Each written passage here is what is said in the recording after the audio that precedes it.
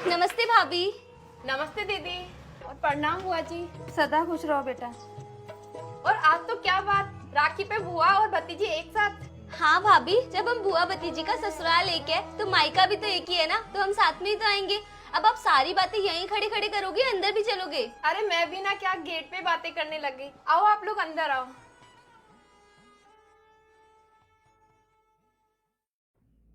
आप लोग बैठो। भाभी कहाँ गई बहू? मम्मी जी तो अंदर ही है। मम्मी जी। अरे बहू क्या है ना, मेरी आंख लग गई थी। अरे आलिया बेटा तू, दीदी आप भी आई हो? प्रणाम। हाँ खुश रहे। और तू बता कैसी है? मैं तो एकदम अच्छी हूँ मम्मी, आप बताओ। क्या बात है आलिया, आज तो तू बुआ को भी साथ ले आई। हाँ मम्मी, राखी थी ना और मुझे तो आना ही था भैया को राखी बांधने के लिए, तो बुआ जी का भी था आने का, तो मैंने सोचा हम लोग अलग अलग क्यों आएंगे, जब हम दोनों का ससुराल एक है और मायका भी एक है तो दोनों बुआ भतीजी साथ में ही आ जाते हैं, इसीलिए ना मैं बुआ जी को भी साथ में ले आई। ये लो बुआ जी पानी, और दीदी आप भी। और दीदी आपने बहुत अच्छा किया कि आप बुआ जी को भी अपने साथ ले आए। हाँ बेटा, तुझे तो हमारा यहाँ आना अच्छा ही लगता है, लेकिन तू ये बता अभी तक अपने भाई को राखी बांधने नहीं गई? मैंने सोचा आप लोग आ रहे हो तो आप लोगों से मिलके और फिर ही जाऊं, तो अभी थोड़ी देर में बस चली जाऊंगी। बहू तू एक काम कर, जाके ना सबके लिए चाय बना ले। और दीदी आप बैठो, मुझे ना आलिया से कुछ काम है तो मैं आती हूँ थोड़ी देर में। चल तू। मेरी भाभी तो ना सच में बहुत ही अच्छी है। माँ के मरने के बाद कभी मुझे माँ की कमी महसूस नहीं होने देती, और दोनों माँ बेटी आज कितने दिनों के बाद मिलेगी। अच्छा हुआ आलिया की शादी ना मेरे ही वहाँ हो गई, तो हम दोनों बुआ भतीजी साथ में ही आ जाते हैं। इधर आ तू, बैठ। ये क्या हर बार का है, जब देखो तो अपनी बुआ को साथ लेके आ जाती है। सकरात, होली, गनगौर और अब राखी, राखी पर भी साथ ले आई। अरे किसी त्योहार में तो उस बुढ़िया को छोड़ दे वहाँ पे, लेकिन नहीं, तुझे तो हर बार उसे साथ लेके आना है। अरे इसलिए नहीं भी आई थी मैं तुझे कि वो तेरी जिम्मेदारी है, जब भी मायके आए उसे लेके आना। तुझे अकेले यहाँ का रास्ता नहीं पता क्या? हे भगवान मम्मी, आपकी प्रॉब्लम क्या है? जब देखो तब यही नाटक। किसी भी फेस्टिवल पे अगर बुआ जी मेरे साथ आ जाती है तो आप मुझे डांटना चालू कर देते हो। अरे आपने बुआ जी की फैमिली में मेरी शादी करवाई है, हम दोनों का ससुराल एक है, तो अगर यहाँ कुछ काम होगा तो हम दोनों साथ में ही आएंगे ना। आप हमेशा चिड़चिड़ क्यों करते रहते हो? और आपको ना बुआ जी को कुछ देना हो या ना देना हो उससे मुझे कोई फर्क नहीं पड़ता, पर बुआ जी मेरे साथ ही आएगी, अब चाहे आप कुछ भी बोलो।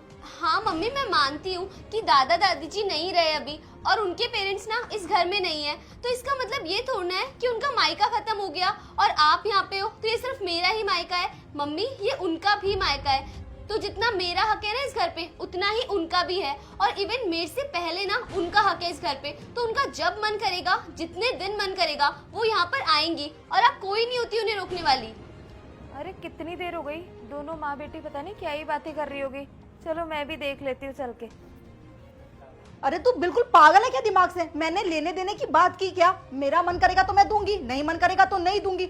और वैसे भी मैं तुझे 10 बार बता चुकी हूँ कि मुझे वो नहीं पसंद है। मुझे बिल्कुल नहीं पसंद कि वो इस घर में आए। जब उसकी माँ मर गई है तो क्या लेने आती है अब उस घर में? बस मुझसे ना अपने जीवन में एक ही गलती हुई है कि मैं तुझे ना उसके घर में ही शादी करवा दी। अगर मैं तेरा शादी वहां नहीं करवाती ना तो तू जब भी आती अकेले आती, उस झमेला को साथ में बांध के नहीं लेके आती। अब तू जब भी आती है उसको ले ही आती है, चाहे मैं तुझे कितना भी क्यों ना सुना लूं। तुझे तो लगता है ये तेरा घर है तो ये उसका भी घर है। अरे तेरे माँ बाप जिंदा है इसलिए ये तेरा घर है, उसके माँ बाप मर चुके हैं तो अब उसका ना इस घर में कोई भी हक नहीं है। देख अब जो हुआ सो हुआ आलिया, मैं तुझे ना आखिरी बार समझा रही हूँ, अब जब भी आएगी ना तू अकेली आएगी, उसको अपने साथ लेके बिल्कुल नहीं आएगी। वाह मम्मी, क्या बात है, क्या बात बोली आपने। थोड़ा सोचा तो करो आप बोलने से पहले, लेकिन कोई ना, अब आपकी यही सोच है तो मैं क्या ही कह सकती हूँ। बस आपका ये कहना है ना कि अगर दादाजी और दादी जी नहीं रहे तो बुआ अब इस घर में नहीं आ सकती, उनका कोई रिश्ता नाता नहीं है इस घर से। तो इसका तो साफ साफ मतलब यही निकल रहा है कि जब मेरा भतीजा बड़ा होगा, उसकी शादी होगी तो उसकी भी मैं बुआ लगी, तो वो भी मेरे साथ ऐसे ही करेगा। और जब आप और पापा नहीं रहोगे तो मेरा भी इस घर पे कोई अधिकार नहीं रहेगा, मैं यहाँ पे आ ही नहीं सकूंगी। तो जब मुझे आज ही पता लग गया कि कल को मेरा मायका खत्म हो जाना है तो मैं आज भी क्यों ही आऊँ यहाँ पर। मैं एक काम करूंगी ना, अगर बुआ जी यहाँ नहीं आ सकती तो मैं भी नहीं आऊंगी अब से यहाँ पर।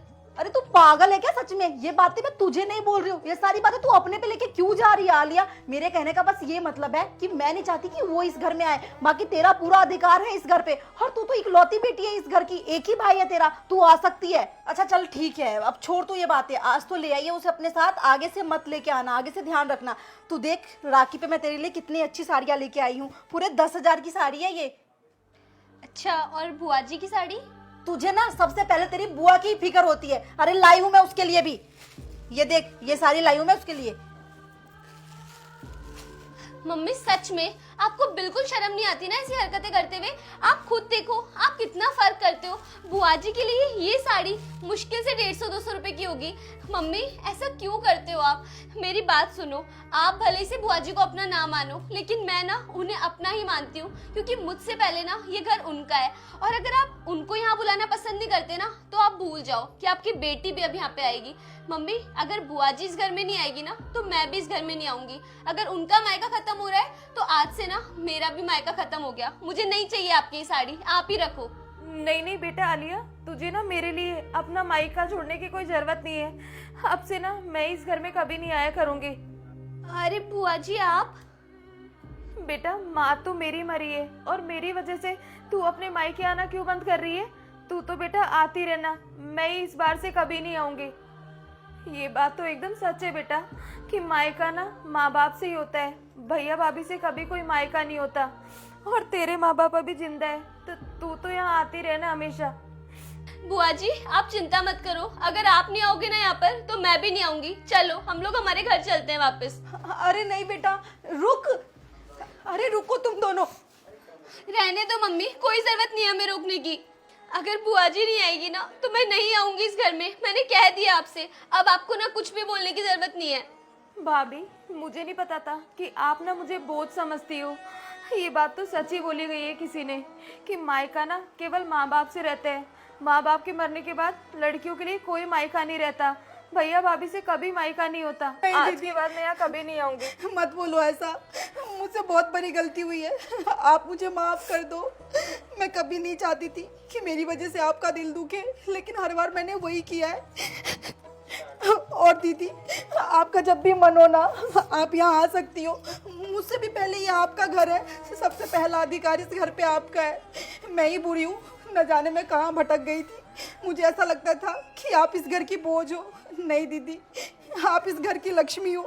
मैं आपके आगे हाथ जोड़ती हूँ, मुझसे जो कुछ भी भूल हुई है उसके लिए मुझे माफ़ कर देना। और दीदी बस आप आती रहना, आज तक जो भी मैं आपके साथ दुर्व्यवहार की हूँ ना, आज के बाद कभी भी नहीं करूँगी। मुझे माफ़ कर दीजिए। अरे नहीं नहीं भाभी, आप ना माफी मत मांगिए, आप जैसा कहोगी वैसे ही हम करेंगे। अब बुआ जी और मम्मी जी बहुत हो गया रोना धोना, आप लोग रोना बंद करो और मैंने खाना बनाया है, चलो खाना खाते हैं। आओ दीदी।